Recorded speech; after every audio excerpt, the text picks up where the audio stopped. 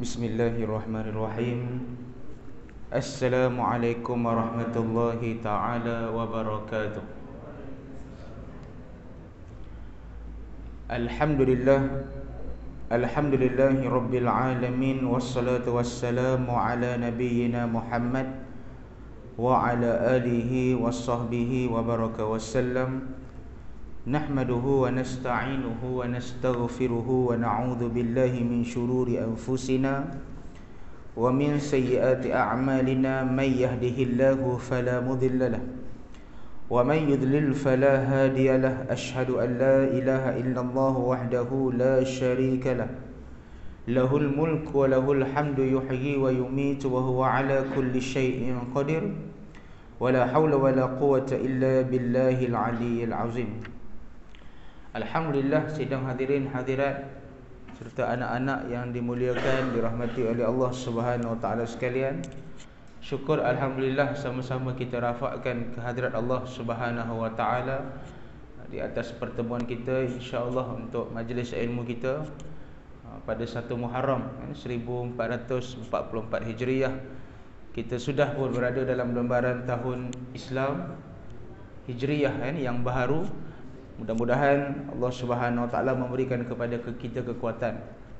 Pada sebelum maghrib semalam kita telah membaca doa akhir tahun, dan pada selepas maghrib semalam kita telah membaca doa awal tahun. Mudah-mudahan Allah Subhanahu wa taala menerima segala amal kita pada tahun lepas dan tahun-tahun sebelumnya, dan dibukanya lembaran baru untuk kita pada bermula daripada awal tahun inilah, tahun Hijriah 1444 Hijriah.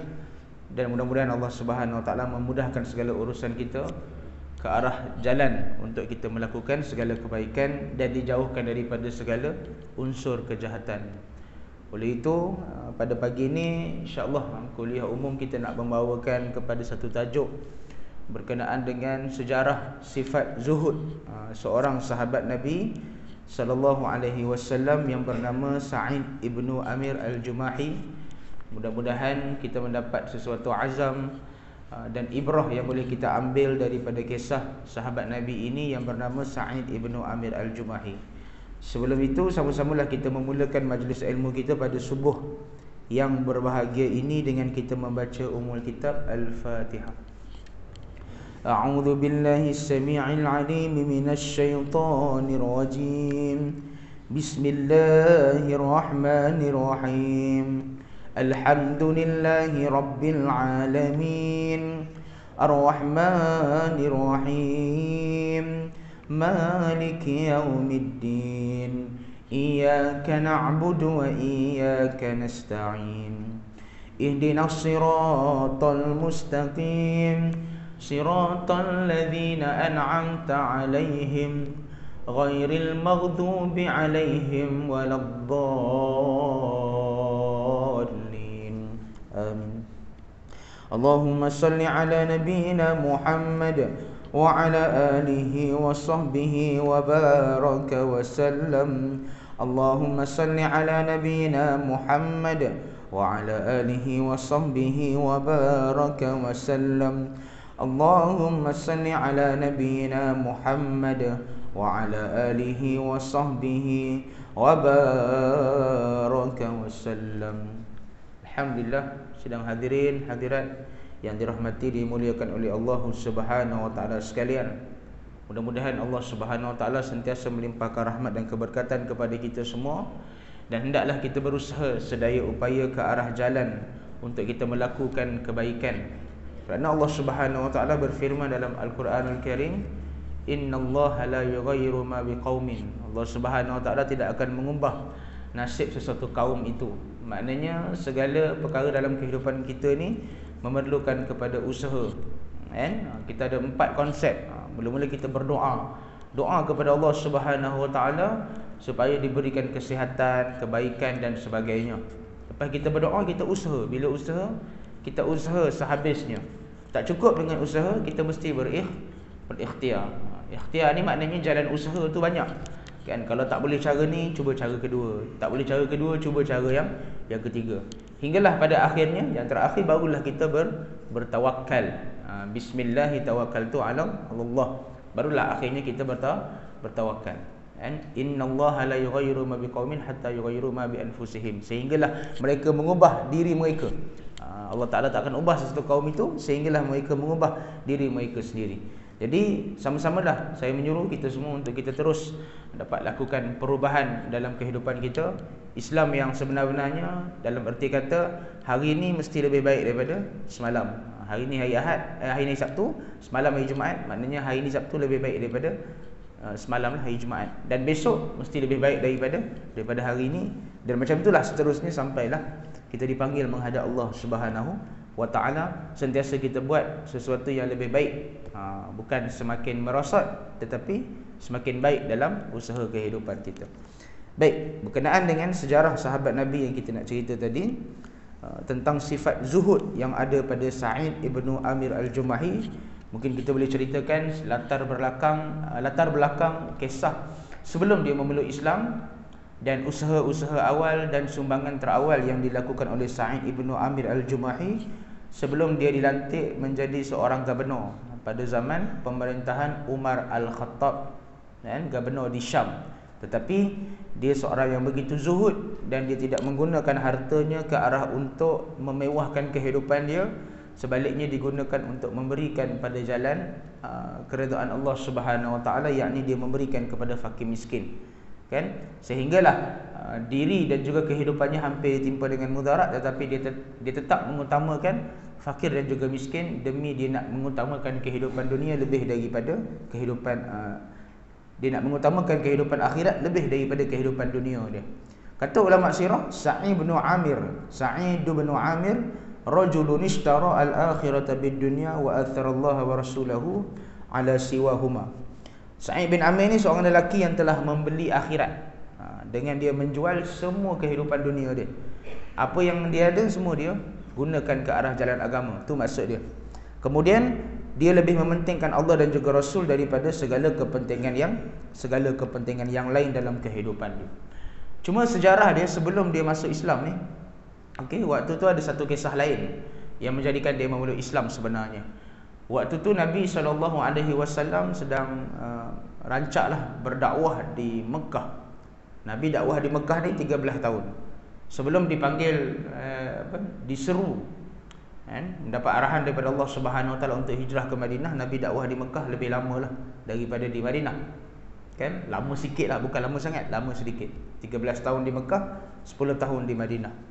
Jadi ada satu peristiwa seorang sahabat Nabi SAW pada waktu itu ditangkap. Benda tu menjadi kontroversi lah di Mekah. Ditangkap. Dia adalah antara guru terawal yang dilatih oleh Rasulullah.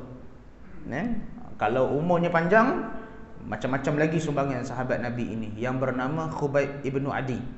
Khubayb bin Adi ni salah seorang guru yang terawal dalam sejarah Islam.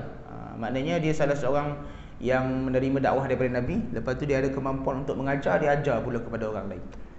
Kalau siapa-siapa guru pendidikan Islam ke apa kan, dia kena tahu guru yang betul-betul terawal dalam sejarah Islam, macam Abdullah bin Umi Maktum, Khubayb bin Adi, Mus'ab ibnu Umair, kan? Yang paling panjang umur antara mereka ni Abdullah bin Umi Maktum lah.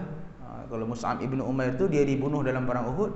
Kalau Khubayb bin Adi dia dibunuh dalam peristiwa ini. Dia kena tangkap dan dia dibawa ke satu kawasan yang kita kenal sebagai Tana'im. Kita kenal sebagai Tana'im. Maka dia pun 3 hari ditangkap, diseksa dan sebagainya. Sampailah Abu Sufyan panggil semua orang-orang musyrikin yang ada di Mekah untuk menyaksikan hari pesta pembunuhan seorang sahabat Nabi. Benda tu dia orang buat semua sebab nak bagi tekanan kepada dakwah Rasulullah lah.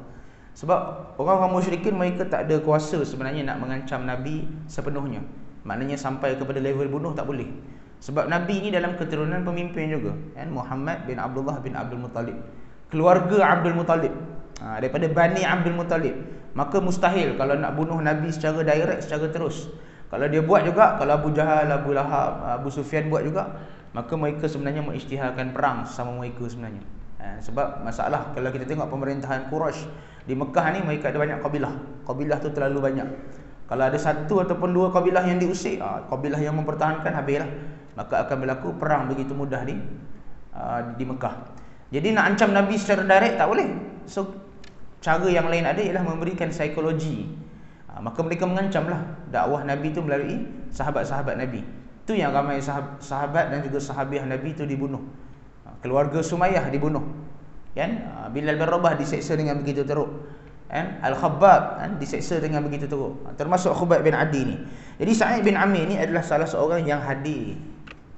Dia hadir pada hari terakhir yang Khubayb bin Adi ada tu. Kan, yang pada hari dia hendak dibunuh tu, hari ketiga ke hari keempat lebih kurang. Tetapi ketika mana dia melihat Khubayb bin Adi ni, walaupun 3-4 hari dia telah diseksa, sebelum hari tu dia dibunuh, muka dia sangat tenang, seolah-olah macam tak ada apa nak berlaku. Sampailah ketika mana badan dia dah penuh dah dengan darah, cedera dan sebagainya, dibaling dengan batu, dipukul dengan kayu, ditumbuk, diterajang dan sebagainya. Kan? Sehinggalah Abu Sufyan pada akhirnya dia memberi satu kelonggaran kepada Khubayb bin Adi ni sebelum dibunuh. Sebelum kau nak kena bunuh ni, aku akan lepaskan kau sekejap. Nak minta apa, mintalah. Nak minta makan ke minum ke, nak minta sesuatu benda dan sebagainya, mintalah apa-apa saja. Kami akan tunaikan sebelum kau akan dibunuh. Tapi kata Khubayb bin Adi, aku tak nak buat apa-apa benda pun. Makan pun tak nak. Padahal dia 3-4 hari kebulu, tak makan apa. Patutnya dia makan dulu. Tak, apa yang dia kata? Dia kata, aku cuma nak bersolat sunat 2 rakaat. Sebab dah lama tak semayang. Allahu Akbar. Itu orang beriman, tuan-tuan. Orang beriman ni dalam keadaan dia susah macam mana sekalipun, benda pertama dipikir ibadat dulu. Walaupun 3-4 hari tak makan dan sebagainya, kena seksa, patutnya dia fikirkan survival nyawa dia. Tapi apa yang dipikirkan? Dia fikirkan supaya dapat ibadat dulu. Maka dia melakukan solat sunat. Dan kata Khubayb bin Adi, aku tak nak nampak yang korang ni macam seolah-olah ingat aku ni takut dengan korang.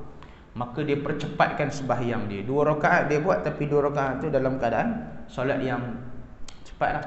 Kalaulah aku takut kepada kematian, aku akan perbanyakkan solat sampai aku pingsan. Biarlah aku mati dalam keadaan aku pingsan. Maknanya daripada mati dalam keadaan melihat badan aku terus diseksa, lebih baik aku mati dalam keadaan aku pingsan. Itu kata Khubayb bin Adi. Jadi dia pun semayang laju lah. 2 rakaat tu memang dia buat dengan begitu pantas. Lepas habis semayang 2 rakaat tu, maka Abu Sufyan sengajalah, okay, dia pun tanya satu lagi soalan. Ada satu lagi aku nak tanya kepada engkau. Kalau engkau ni memang betul-betul berhajat untuk melepaskan diri, bagi tahu. Aku akan tangkap Rasulullah biar Nabi boleh dibunuh di sini. Engkau akan dibebaskan.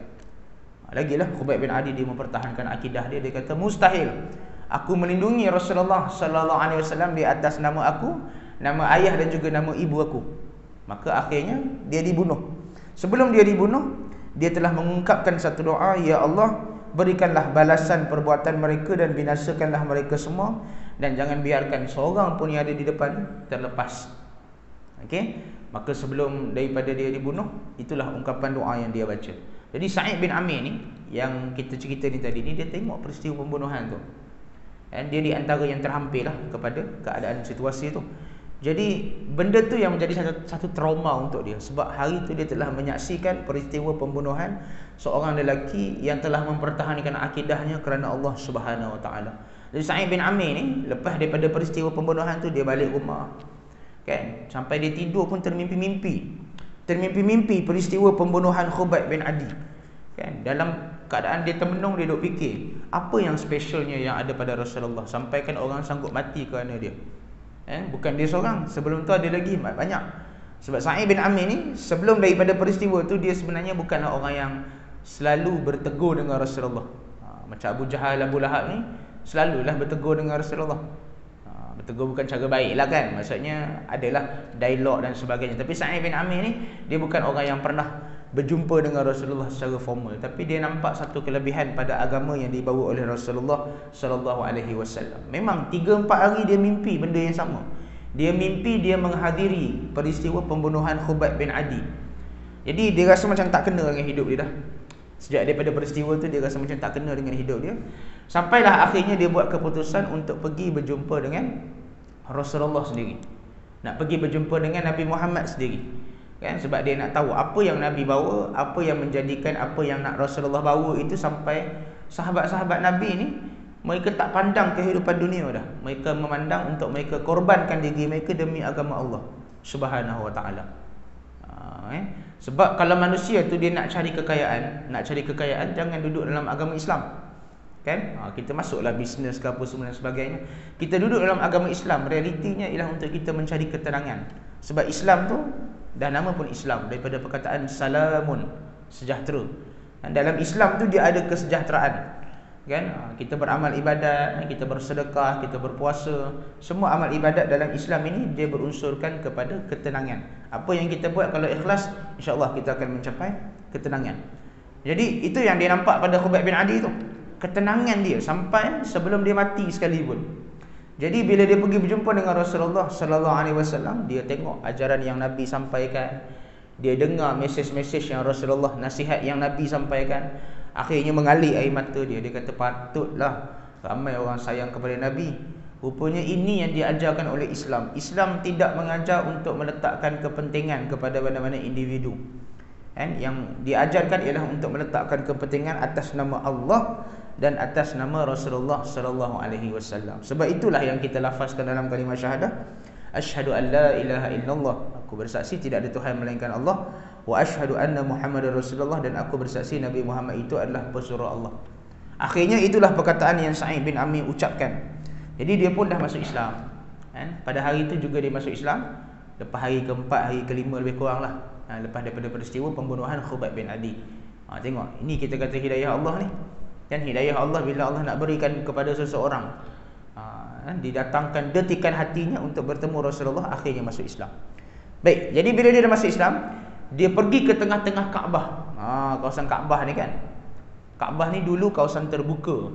Sebelum jadi Masjidil Haram, Kaabah ni kawasan terbuka lah. Pada zaman Nabi tu tak adalah istilah yang kita kata sebagai Masjidil Haram yang mempunyai bangunan dan sebagainya. Dan tanah haram tu istilah yang lama, cuma Masjidil Haram tak ada lagi waktu tu. Sebab Kaabah ni di kawasan yang open area, kawasan yang terbuka. Okey, rumah Abu Jahal, Abu Lahab, memang kalau buka pintu itulah Kaabah depan mata. Rumah, maksudnya kita nak kata di sini kawasan tu adalah kawasan terbuka, tempat menyembah berhala waktu tu. Waktu sebelum Islam pada akhirnya melakukan peristiwa Fathul Mekah. Lepas tu baru ada sejarah pembinaan masjid yang berbangunan lah, yang boleh kita katakan secara formal. Cuma Sa'id bin Amir al-Jumahi ni, bila mana dia mengisytiharkan Islam dia di hadapan Kaabah, itu satu benda yang bahaya dia buat.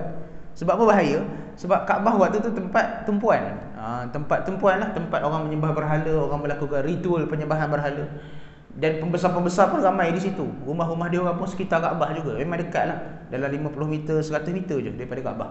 Maknanya buka pintu tu depan mata lah Kaabah. Jadi apa yang dia buat tu bahaya lah, sampaikan dia hampir dipukul waktu tu. Sebab berani mengisytiharkan keislamannya, beriman dengan agama Nabi Muhammad sallallahu alaihi wasallam, dan dia mengisytiharkan bahawa dirinya mulai hari itu telah bebas daripada menyembah berhala. Dia tak naklah sembah berhala apa semua. Jadi Sa'id bin Amir ni al-Jumahi ni dia ikut dakwah Nabi daripada Mekah. Penuhlah cabaran dakwah Nabi ni di Mekah kan tuan-tuan. Kalau kita lihat penuh dengan cabaran, yang kita lihat menyaksikan ramai nyawa-nyawa yang terkorban sebelum sempat berlakunya hijrah ke Madinah. Kan? Hijrah ke Madinah ni kalau kita lihat, sebab ramai orang ingat bila sebut hijrah ke Madinah ni berlaku bulan Muharram. Sebenarnya kalau kita nak kata hijrah Rasulullah berlaku dalam bulan Rabiul Awal. Lepas Muharram, Safar, lepas Safar Rabiul Awal. Nabi, Abdullah bin Uraikid, Abdullah bin Abu Bakar As-Siddiq dengan Abu Bakar As-Siddiq sendiri, 4 orang menaiki unta Qaswah. Ni unta kesayangan Nabi lah. Hijrah daripada Mekah ke Madinah mengikut satu laluan yang jauh, bukan laluan biasa. Dia ada laluan khas yang ditunjuk oleh Abdullah bin Uraikid. Abdullah bin Uraikid waktu tu dia belum Islam, tapi dia member rapat lah, kawan rapat kepada Abu Bakar As-Siddiq. Tapi waktu dia tolong Nabi tu dia belum Islam lagi. Bila sampai Madinah baru dia masuk Islam. Okey. Jadi Sa'id bin Amir al-Jumahi ni antara orang yang hijrah ke Madinah lah. Antara orang yang berhijrah ke Madinah, termasuk dalam kalangan muhajirin. Okey, dan sentiasa bersama dengan Rasulullah dalam semua keadaan di Madinah semasa Nabi hidup. Maknanya daripada tahun pertama hijrah sampai dah tahun ke-10, tahun ke-11 hijrah, iaitu pada bulan Rabiul Awal, bulan kewafatan Rasulullah sallallahu alaihi wasallam. Jadi sepanjang dia duduk dengan Nabi di Mekah ataupun di Madinah, dia sentiasa memberikan ketaatan kepada Rasulullah sallallahu alaihi wasallam.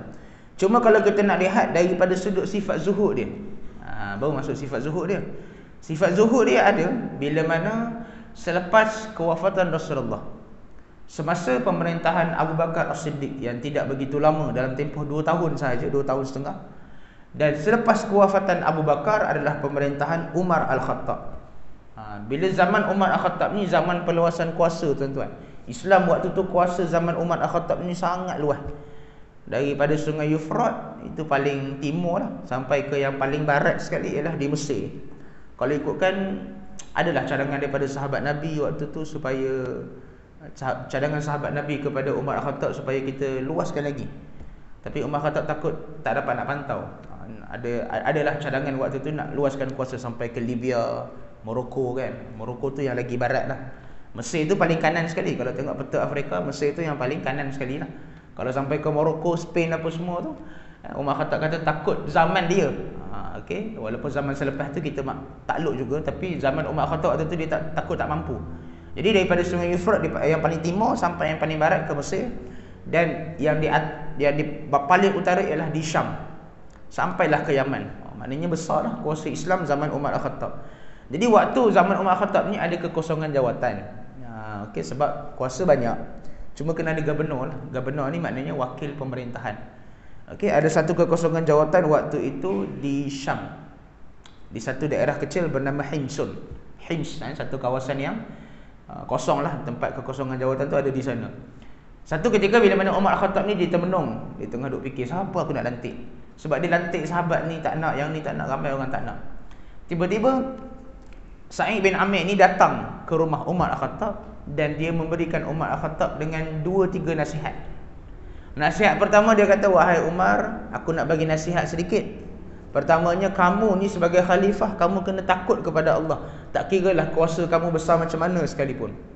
Jangan disebabkan kamu sibuk nak mengharmonikan manusia, nak mengharmonikan jiwa-jiwa manusia, kamu melakukan kederhakaan kepada Allah. Nak jaga hati manusia punya pasal, langgar perintah Allah Subhanahu Wa Taala. Jangan sampai macam tu kamu jadi khalifah. Itu nasihat dia yang pertama. Nasihat dia yang kedua, walaupun kamu jadi khalifah, kamu kena cintakan kebaikan. Seolah-olah macam kamu nampak kebaikan tu untuk diri kamu dan juga keluarga kamu. Macam tu juga kamu kena nampak kebaikan yang kamu nak buat pada rakyat. Kamu layan rakyat tu mesti sama macam kamu layan diri kamu dan juga layan keluarga kamu.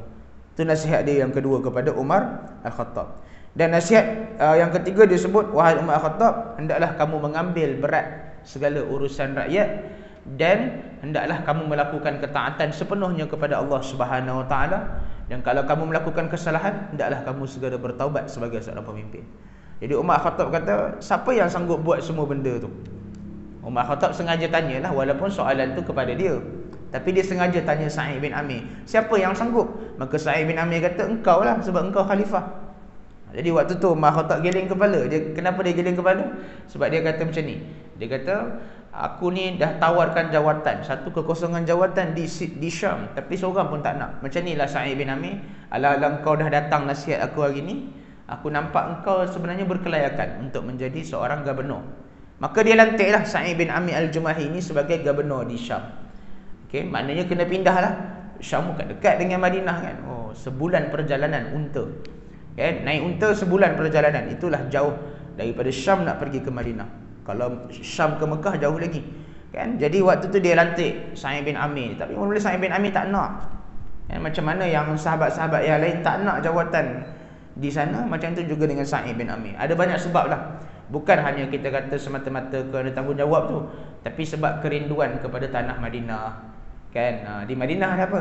Adanya tanah yang menggenggam jasad baginda Rasulullah sallallahu alaihi wasallam. Kalau dah hijrah jauh-jauh sampai ke Syam sana, nanti jaranglah nak ke Madinah.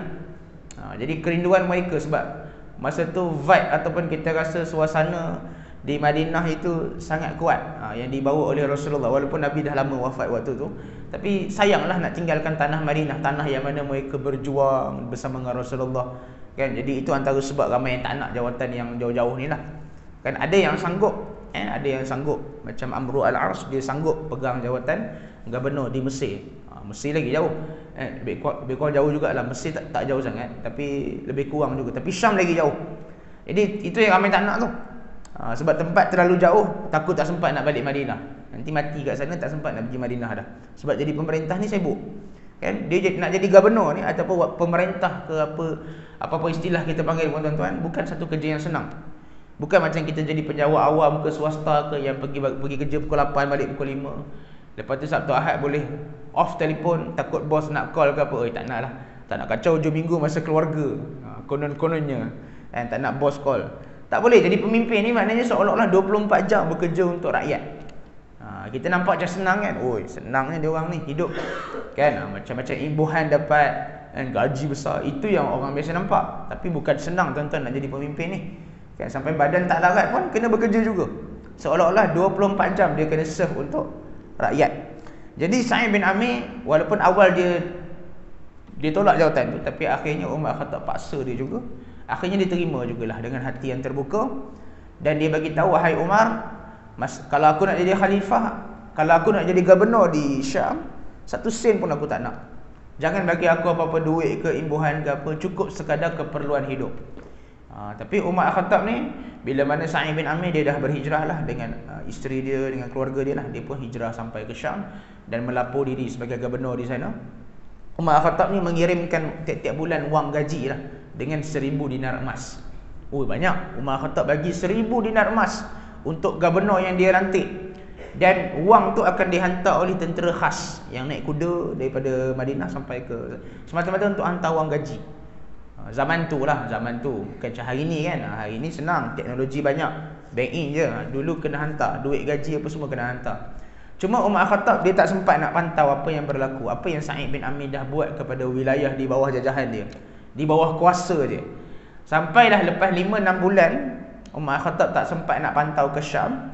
Dia minta wakil utusan sana hantar nama senarai fakir miskin yang ada di Syam lah. Sebab Madinah waktu tu ada peruntukan. So kita nak hantar peruntukan tu kepada fakir miskin di Syam. Bila seorang utusan di sana, utusan tu maknanya dia orang bawah Sa'id bin Amir. Dia datang ke Madinah, dia lapor diri pada Umar Khattab, dia tunjuk, ni senarai nama wahai Umar Khattab, wahai khalifah yang utama, ini senarai nama fakir miskin. Jadi Umar Khattab baca satu-satu. Dia baca satu-satu, tengok ada salah satu nama tu ialah Sa'id bin Amir. Sa'id bin Amir Al-Jumahi ni ketua kamu kan? Bukan orang biasa-biasa kan? Bukan aku salah sebut kan? Ya, wahai Umar Khattab, memang Sa'id bin Amir tu ketua kami, gubernur kami. Kenapa gubernur boleh termasuk dalam nama senarai fakir miskin ni? Kamu salah type ke apa? Bukan salah type, maknanya salah tulis ke apa? Bukan salah tulis, wahai Umar Khattab. Memang ada nama dia. Sebab Sa'id bin Amir Al-Jumahi ni memang dia gunakan semua harta dia bagi sedekah kepada fakir miskin. Umar Khattab, la haula wala quwata illa billah. Aku bagi dia duit gaji ni untuk dia. Kan? Untuk rakyat tu sumbangan apa semua ada peruntukan yang lain. 1000 dinar emas yang aku bagi tiap-tiap bulan tu memang dia punya. Tapi dia gunakan semua tu untuk bagi kepada orang fakir miskin. Jadi Umar Khattab kata, macam ni lah, wahai wakil utusan, ni ada 1000 dinar emas, kamu tolong pas duit ni kepada ketua kamu Sa'id bin Amir. Cakap kepada dia, tolong gunakan duit ni untuk dia. Ni sampai nama dia masuk, nama senarai fakir miskin ni tak logik sangat dah ni. Umar Khattab waktu tu tak sedar hati lah. Okey, lepas utusan tu balik semula ke Syam, 2-3 hari lepas tu Umar Khattab sendiri bermusafir pergi ke Syam. Sebab dia nak pantau apa yang Sa'id bin Amir buat ni. Sampaikan duit gaji apa semua dia bagi kepada orang susah dan sebagainya. Dia nak tahu apa yang Sa'id bin Amir dah buat. Sebab sebelum tu dia tak pantau. Umar Khattab terlambat untuk memantau. Jadi dia pun pergilah bermusafir bersama dengan tim dia. Tim Umar Khattab ni pergi sampai ke Syam. Dan akhirnya bila sampai di sana, Umar Khattab panggil Sa'id bin Amir. Dan dia panggil semua rakyat. Kita kumpulkan semua. Kumpul. Sampailah ramai lah, berkumpul satu tempat semata-mata nak jumpa dengan Khalifah Umar Al-Khattab. Gubernur tu kuasa bawah lagi, Khalifah lagi tinggi. Ni ketua kita, ni Perdana Menteri kita, ni Raja kita, Sayyidina Umar Al-Khattab. Jadi Sayyidina Umar Al-Khattab sebelah dia Sa'id bin Amir. Cuma siapa yang bercakap lagi tu? Bukan Sa'id bin Amir bercakap lah. Umar Al-Khattab lah bercakap. Dia kata, wahai semua rakyat yang setakat yang dikumpulkan ini, aku adalah khalifah besar kalian daripada Madinah. Kamilah yang menaungi Syam, kamilah yang menaungi sampai ke Yaman, kamilah yang menaungi sampai kuasa kita ke Mesir dan sebagainya. Itu Umar Khattab diterangkan jawatan dia. Lepas tu dia kata, ini adalah pemimpin kalian Sa'id bin Amir Al-Jumahi, yang aku dah lantik lama. Cuma hari ni baru aku berkesempatan untuk memantau situasi. Wahai semua rakyat, siapa-siapa yang nak mengadu sebarang masalah, kalau anda kata sepanjang Sa'id bin Amir jadi gubernur ni, korang ada benda yang tak puas hati dengan dia ke, angkat tangan sekarang, mengadu sekarang, aku nak dengar. Sa'id bin Amir waktu tu dia gugup dah lah. Bukan sebab dia buat salah tuan-tuan. Dia gugup sebab Sa'id bin Amir ni dia ada buat amalan-amalan tersembunyi yang dia tak nak rakyat dia tahu. Tapi rupa-rupanya kantoi hari itu juga. Dia seorang pemimpin yang tak nak rakyat dia tahu kebaikan yang dia buat. Tapi hari itu nampak gaya macam akan kantoi juga. Jadi ada seorang rakyat bangun, "Wahai Umar Al-Khattab, wahai khalifah yang agung, aku ada satu pengaduan. Sa'id bin Amir ni sepanjang dia jadi gubernur okey je dia, tak ada masalah. Cuma ada satu masalah. Masalah dia, Sa'id bin Amir ni dia tidak dapat dijumpai pada waktu awal pagi. Macam lepas subuh pukul 8, 8.30. Dia hanya dapat dijumpai oleh rakyat selepas terik matahari. Terik matahari ni macam kita tengok pukul 9.30, pukul 10 itulah. Okey, kalau rakyat nak jumpa dia lagi awal daripada tu, sebelum pukul 9, 9.30, maksudnya dia tak dapat dijumpai sebab dia kata dia ada urusan. Jadi Umar kata, "Sa'id bin Amir, kamu tak boleh macam tu. Cuba jelaskan pada rakyat supaya tak jadi fitnah." Sa'id bin Amir sebelah dia. Maka Sa'id bin Amir terpaksa cakap lah, dia kata, "Aku tak dapat dijumpai pada awal pagi kerana di rumah aku tak ada pembantu." Insya-Allah tuan-tuan. Jadi gubernur ni lagi besar jawatan daripada menteri besar ke ketua menteri ke apa. Kan? Sepatutnya driver ada, tukang masak ada, tukang kebun ada. Kan? Usahakan menteri besar apa semua ada, dia ahli parlimen ke adun pun ada asisten dia ada pejabat dia ada tim dia. Tapi Sa'id bin Amir dia boleh cakap apa? Dia boleh cakap, "Awal pagi aku tak dapat dijumpai kerana aku menyiapkan makanan untuk ahli keluarga dia." Okey, dia siapkan keperluan keluarga dia. Jadi waktu tu Umar Khattab geleng kepala, "Kamu tak ada pembantu ke?" "Tak ada." "Habis duit gaji banyak aku bagi tu buat untuk apa?" Dia kata dia bagi kepada fakir miskin. Itulah yang Sa'id bin Amir tak nak cerita tu. Tapi hari tu dia terpaksa cerita sebab kalau tak dia akan terus difitnah sebagai seorang pemimpin. Lepas tu Umar Khattab tanya lagi kepada rakyat, siapa ada aduan kedua? Aduan ketiga ke? Maka ada seorang lagi angkat tangan, "Wahai Umar Al-Khattab, dia juga tidak dapat dijumpai pada waktu lewat malam." Kalau rakyat nak jumpa dia dalam pukul 2-3 pagi, ada seorang rakyat dalam sepanjang dia memerintah ni nak jumpa dia pukul 3-4 pagi. Okay. Dia tidak dapat dijumpai lah. Dan Sa'id bin Amir dia kata, "Ya, aku tak dapat dijumpai kerana aku sedang melakukan solat dan juga ibadat waktu malam." Sepertiga malam terakhir memang dia peruntukkan untuk beribadat. Tu pun tak sepatutnya dicerita sebab ibadat ni persendirian. Tapi dia terpaksa ceritalah sebab kalau tak akan menimbulkan fitnah. Dan yang terakhir, ada 3 aduan semuanya. Seorang lagi dia mengadu, "Wahai Umar Al-Khattab, Sa'id bin Amir memang tidak ada sebarang masalah. Sepanjang bulan dia dapat dijumpai, bagi akulah. Tapi dalam sebulan tu ada sekali, ada satu hari dia mesti tidak dapat dijumpai. Dia off, dia cuti."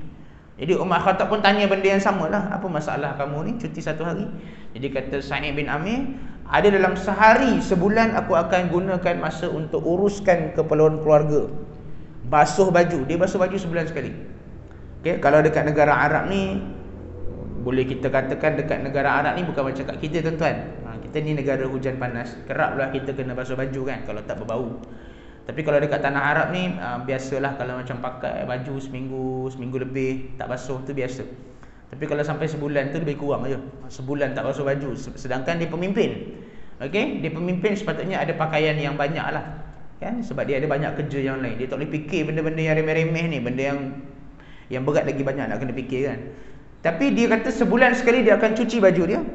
Dia akan uruskan hal-hal rumah dia sampailah selesai. Sebab itu dalam sebulan sekali dia tidak dapat dijumpai kerana menguruskan keluarga dia. Jadi Umar Al-Khattab waktu tu dia kata, "Wahai semua rakyat, aku harap hari ini kalian berpuas hati dengan jawapan daripada Sa'id bin Amir ini." Sebelum Umar Al-Khattab balik, dia bagi lagi duit. Dia bagi lagi 1000 dinar emas, diserahkan kepada Sa'id bin Amir. "Wahai Sa'id bin Amir, tolong ingat pesanan aku. Okey? Ambillah pembantu sebab kamu jadi gubernur ni kerja kamu banyak. Kan? Takkan kamu nak abaikan rakyat semata-mata kamu nak pilih jalan hidup yang macam ni." Okey? Sebab benda ni akan menjejaskan kamu sebagai pemimpin. Yalah, sebab dia kena banyak jumpa rakyat, banyak bekerja, banyak berkhidmat. Jadi benda-benda yang remeh macam yang kecil-kecil ni sepatutnya dah ada pembantu dah. Gunakanlah ia kerana ia juga menyumbang ke arah kebaikan. Tapi Sa'id bin Amir ni tuan-tuan, masya-Allah. Sebab itu yang kita baca awal-awal tadi tu, Sa'id ibnu Amir rajulun ishtara al-akhirata bidunya. Dia seorang lelaki yang membeli akhirat dengan dia menjual dunia. Maksud dia, bila Umar Khattab dah bagi 1000 dinar emas tu pun, Bila Umar Al-Khattab dah balik semula ke Madinah, dia pulang ke rumah, dia pergi jumpa isteri dia, menangis. Dia kata, hari ni adalah hari yang paling aku takut, dan hari yang aku takut itu telah berlaku. Bini dia tanya, kenapa bang? Yalah, aku selama jadi pemimpin berusaha aku sembunyikan amal aku, tapi hari ni aku terpaksa menerangkan, dan semua rakyat dah tahu dah amal ibadat yang aku buat. Ibadat waktu malam, lepas tu berkhidmat untuk keluarga. Jadi dia rasa malu hari tu. Dia rasa seolah-olah fitnah telah masuk dalam jiwa dia. Lepas daripada peristiwa Umar Al-Khattab datang tu, akan ada dua kelompok. Yang pertama yang akan memuji dia berlebih-lebihan. Ialah sebab, pemimpin kita ni tawaduk, rajin sembahyang malam, lepas tu hidup dalam keadaan zuhud, pembantu pun tak ada. Kalau zaman tu ada wartawan, dia akan ambil lah gambar ke video ke, pemimpin kita ni sangat bagus. Bagi Sa'id bin Amir itu fitnah untuk dia. Sebab nanti akan ada kelompok rakyat yang puji dia berlebih-lebihan. Sedangkan puji-pujian itu layak hanya kepada Rasulullah. Sahabat-sahabat pun tak guna gelaran amir. Sebab itu kita panggil gelaran khalifah. Tentu asalnya sahabat Nabi ni mereka menggunakan gelaran khalifah. Khalifah ni bukan pemimpin, khalifah ni tukang ganti. Sebab tu nama dia khalifah, orang yang menggantikan. Kalau mereka nak bagi nama diri mereka ketua, mereka letak nama Amir. Amir Abu Bakar As-Siddiq, Amir Umar Al-Khattab. Khalifah ni maknanya tukang ganti. Aku ni pengganti Nabi je, itu namanya Khalifah Abu Bakar, Khalifah Umar, Khalifah Ali, Khalifah Uthman bin Affan. Tukang ganti, itu kita panggil Khalifah. Kalau ketua dalam bahasa Arab maknanya dia Amir, pemimpin. Yang ni memang dia letak setara nama dia lah. Jadi sebab itulah Sa'id bin Amir Al-Jumahi ni dia menangis. Dia kata, wahai isteriku, nak buat macam mana ni? Aku rasa macam dah banyak fitnah masuk ni. Sebab dia akan bahagi dua kelompok. Satu kelompok rakyat yang puji dia, satu lagi kelompok rakyat yang akan menyampah ataupun tak suka dengan dia. Bajet alim, konon rajin semayang, ibadat, adalah, mesti akan ada kelompok tu juga. Jadi bini dia kata, kalau kita nak tenang bang, kita sedekah lah. Jadi apa yang Umar Al-Khattab bagi hari tu, 1000 dinar emas tu, dia pergi bagi semuanya kepada fakir miskin tanpa dia orang gunakan satu sen pun, untuk dia buang rasa ego dalam diri dia. Maka itulah Sa'id bin Amir, tuan-tuan, cerita dia yang boleh kita ceritakan pada hari ini. Seorang pemimpin yang sangat zuhud, seorang pemimpin yang mencari ketenangan dengan dia menginfakkan hartanya kepada fakir dan juga miskin, kepada jalan Allah Subhanahu wa taala. Sebab itu kalau kita rasa hidup kita tak tenang, tak tenteram, dia punya amal ibadat yang paling utama yang boleh kita buat, sedekah.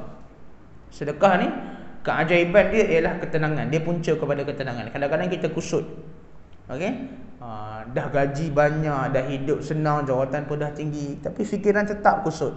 Macam-macam benda, macam-macam masalah dia fikir. Kalau kita rasa macam ni, banyakkan sedekah. Banyakkan kita pergi jumpa dengan orang-orang kurang berkemampuan. Kalau kita rasa macam tak bersyukur, nak tambah rasa syukur tu, pergilah cari orang fakir miskin, dan kalau boleh kita sendiri bagi. Ketenangan tu kita akan dapat bila mana kita melihat keadaan manusia-manusia yang lain. Kita akan rasa bersyukur. Untungnya aku, kan, untungnya kita ni berada dekat Malaysia ni, untungnya kita ni macam-macam nikmat kita boleh dapat dengan mudah. Sedangkan dekat negara lain, macam-macam sekatan yang berlaku, macam-macam perkara yang menghalang mereka untuk mereka maju. Tengoklah di Gaza, tengoklah di Palestin dan sebagainya, kan, yang mana mereka ni anak-anak muda apa semua tu, masya-Allah, sangat hebat. Kan, tuan-tuan kalau pergi ke Palestin, pergi ke Gaza, try lah pergi ke Gaza ke ataupun ke Baitul Maqdis, tengok anak-anak muda di sana, memang potensi sangat besar. Potensi mereka sangat besar sebenarnya. Tapi yang menjadi penghalang mereka ialah sebab ekonomi dan juga tekanan tu dipegang oleh Israel. Dipegang oleh pihak Israel. Banyaklah benda-benda yang menghalang mereka untuk mereka ke depan. Tapi dia yang orang Israel tak boleh halang ialah kemajuan cara berfikir mereka. Sebab itu kalau kita lihat, kadang-kadang banyak benda yang macam menghalang kita, tapi sebenarnya kita kena ingat, sebenar-benar yang merancang ataupun memberikan sesuatu, sama ada benda tu gagal ataupun berjaya, hanyalah Allah. Wa makaru wa makarallah. Allah tu, kalau kita lihat dalam Quran sebut, kamu merancang dan Allah pun merancang. Kita ada rancangan kita, apa rancangan kita nak buat untuk tahun baru hijrah ni. Dan kita kena ingat, Allah juga merancang. Allah dah ada perancangan dia dah. Sebelum kita lahir lagi, memang ada dah perancangan Allah untuk hamba-Nya yang akan lahir sampai dia mati. Kan? Wallahu khairul makirin. Dan Allah tu adalah sebaik-baik perancang dan juga penjaya kepada segala rancangan. Jadi kita berusahalah sebaik mungkin untuk menjadi hamba Allah Subhanahu wa taala, insya-Allah menjadi hamba Allah yang soleh dan juga solehah, dan harap-harap kita dapat bentuk generasi kita di waktu akan datang dengan pemikiran dan juga ketakwaan kepada Allah Subhanahu wa taala. Insya-Allah kisah Sa'id bin Amir Al-Jumahi ini mudah-mudahan kita dapat ambil sebagai iktibar. Kisah dia sebagai seorang gubernur yang sangat zuhud, yang mengutamakan kehidupan akhirat mengatasi kehidupan dunia. Kan? Insya-Allah mudah-mudahan kita dapat sesuatu amalan di situ. Wallahu alam. Segala yang baik itu datang daripada Allah Subhanahu wa taala, segala kelemahan saya mohon maaf. Akhir kata, mudah-mudahan Allah Subhanahu wa taala melimpahkan kepada kita rezeki, kesihatan, kebaikan supaya kita dapat terus imarahkan masjid kita ini dengan sebaik-baiknya. Jadi kita akhiri majlis ilmu dengan kita membaca tasbih kafarah serta surah Wal 'Asr. Subhanakallahumma wa bihamdika asyhadu an la ilaha illa anta nastaghfiruka wa natubu ilaik. Bismillahirrahmanirrahim. Wal 'asri innal insana lafi khusr illa alladhina amanu wa 'amilus solihati wa tawasaw bil haqq wa tawasaw bis sabr. Assalamualaikum warahmatullahi taala wabarakatuh.